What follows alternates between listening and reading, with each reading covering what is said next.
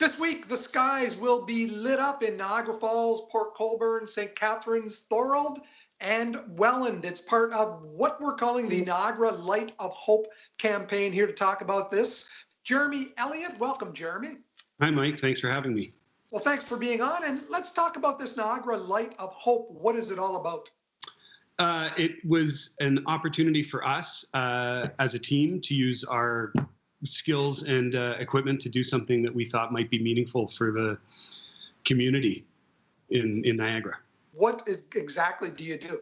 We are a concert and event production company. So we provide equipment and staffing for everything from conferences to concerts. You are the official audiovisual and show company for the 2021 Canada Summer Games. And this campaign that we're kicking off this week is part of that. It's been a really exciting thing to work with Canada Summer Games on a project so far ahead of the actual games. So something like this Niagara Light of Hope, can you explain exactly what it is? Is it lasting for the entire month of May? No, so it's going to travel around the region to each municipality. So we started last night at the regional headquarters in Thorold. Tonight we're in Niagara Falls. And it'll shine for 1 hour from 9 to 10 p.m. in each of the municipalities that make up the Niagara region.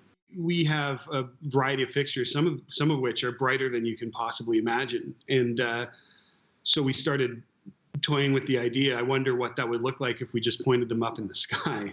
And it was so bright that I called the Niagara-on-the-Lake Airport, which is fairly close to our shop, just to make sure we weren't interfering with any airport operations. So they're just normal stage fixtures. They're things that you would see on any concert stage. But these particular ones are very, very powerful and very intense. All 12 municipalities and the regional government have bought into this as this sign of hope. What is the schedule, and are you traveling to each of the 12 municipalities? Yeah, that's right. So we're still ironing out the exact details. Tonight we're in Niagara Falls. And also, because of physical distancing rules, we're not announcing exact addresses. But anyone in those municipalities should be able to look out their window and see it. What time of night do you flip the switch on?